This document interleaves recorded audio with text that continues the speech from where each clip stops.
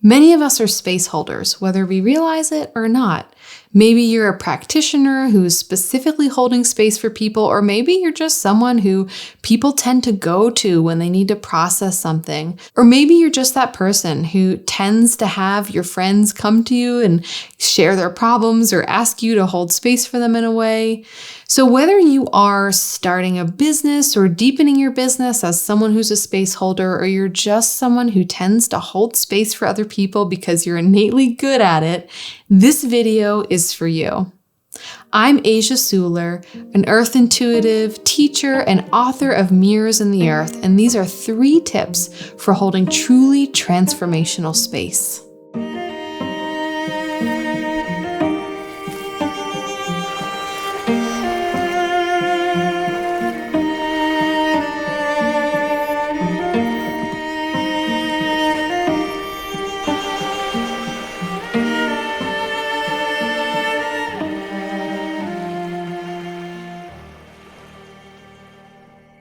Holding space means creating a container where people can experience healing. So I saw clients for a decade, and I've worked now with students from around the world for over a decade, and I've gone through many different iterations of holding space in a lot of different capacities.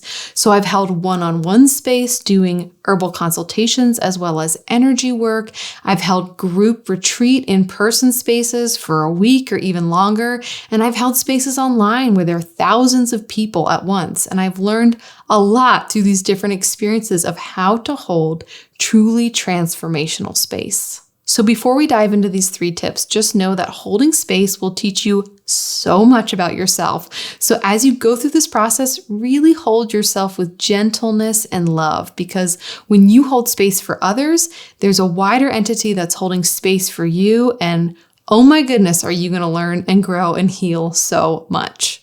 So the first tip is to really set the container for this healing work to happen. So a container means you're setting a boundary between the work at hand or the moment at hand and the outside world. So as a practitioner, if you're a practitioner, what that might mean is taking time before a client even shows up or before a class even starts to really set that boundary between the mundane and the sacred. So one of the ways that I like to do this is to burn herbs or incense and to say a prayer before I get started, to ask for all the guides in the unseen world to come and support me.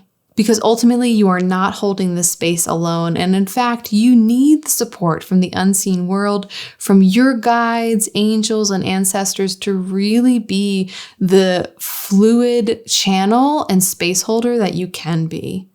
If you're working with folks, whether you're in person or online, setting the container with them is also really important. So helping them to step out of their day-to-day life, knowing that this is a different space.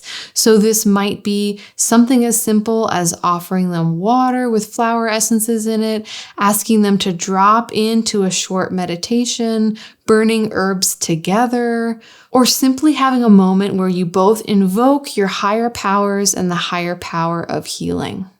One thing that is essential for creating a good container is creating a space where people feel supported, a space that feels caring and non-judgmental, ideally a space that is trauma aware.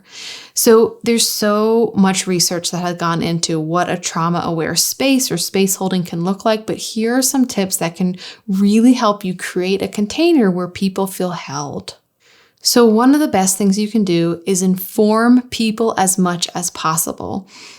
So we don't need the element of surprise in order to heal. In fact, it is more healing for people to feel safe and held. And one of the best ways to help people feel held is to tell them exactly what's going to happen. So if you're teaching a class, you tell them what the flow of the class will going to be, when the breaks might be, when they can expect the class will end. This really helps people land in a space and feel like they can be present for this container. I once had a teacher tell me that great teaching is just these 3 things: telling people what you're going to do, doing it and then recapping what you just did. So it might seem like some of this takes the glamour out of the experience, but it's actually the opposite, because when people can feel grounded and safe in their nervous systems, they're way more open and available to the powerful healing that can take place in this session. Another really great way to create a container that feels really supportive is to have very clear beginnings, middles, and ends.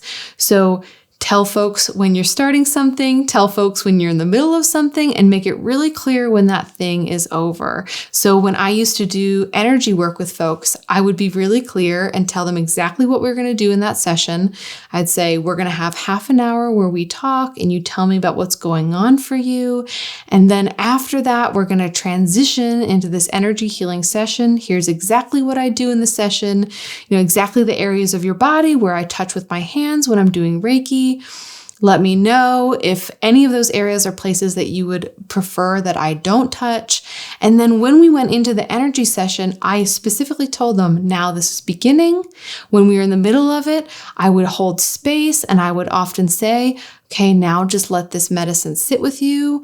I worked with stones at the time and I would place stones on their bodies and I would say, okay, now you sit with the stone. I'm going to give you time, about 10 or 15 minutes, and then I'll be back in the room to close out this session. And then when it was over, I also let them know that it was complete. So all of these things can create a container where people feel safe enough to really show up and allow this healing to happen. So the second tip is to remember that they are doing the healing, not you. All healing is self-healing.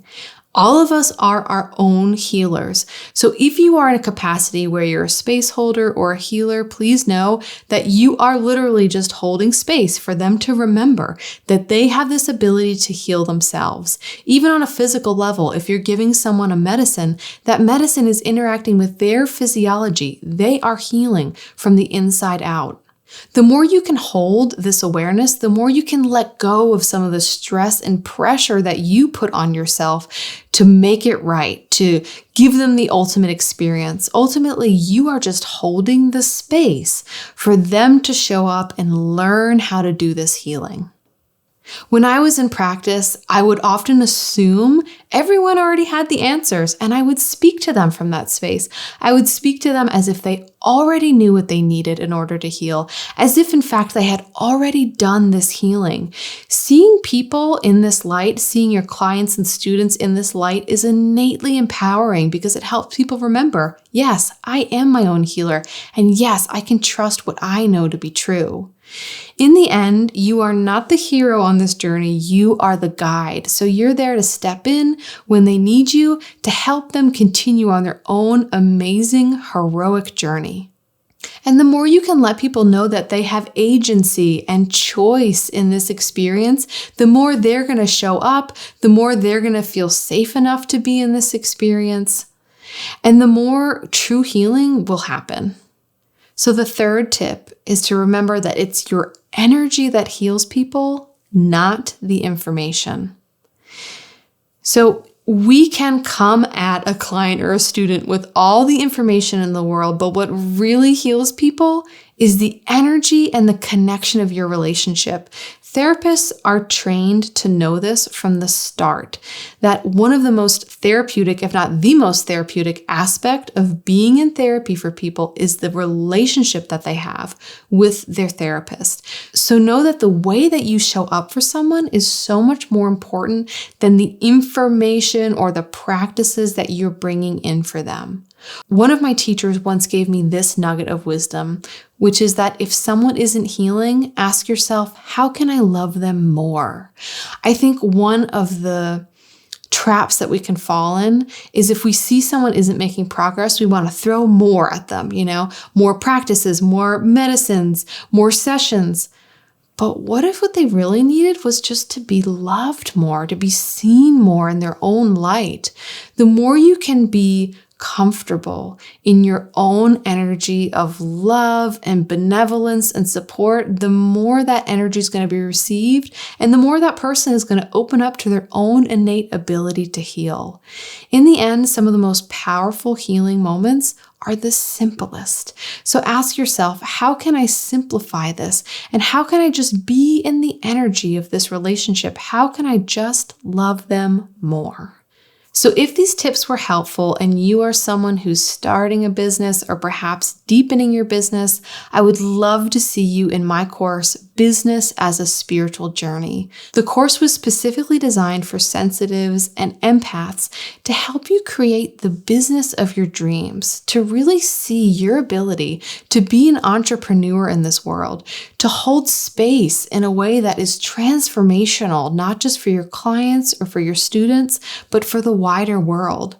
I have a whole class within this course called How to Hold Transformational Space, and we go into so much more detail about how to hold space that just creates healing on every level. I also help you get comfortable with the practice of marketing, learn how to navigate your relationship with social media, figure out how to launch yourself into the world, and even heal your relationship with money. All of these things are so important to creating a truly transformational business, and I really believe that sensitives and empaths are here to create businesses that change the world. This course only goes on sale once a year, so if you know that you're interested, you can check out the link here below, and I would absolutely love to journey with you there. And now I'm curious, are you a space holder? What kind of space do you hold? And is there one tip that I shared that just really set off a light bulb moment for you? If so, I would love to hear about it in the comments below. And in closing, I just want you to know that the space you hold in this world is so precious. It is such a gift what you give to your community, your friends, and this world as a whole. We need heartfelt space holders like you, and the space that you are holding in this world is truly healing.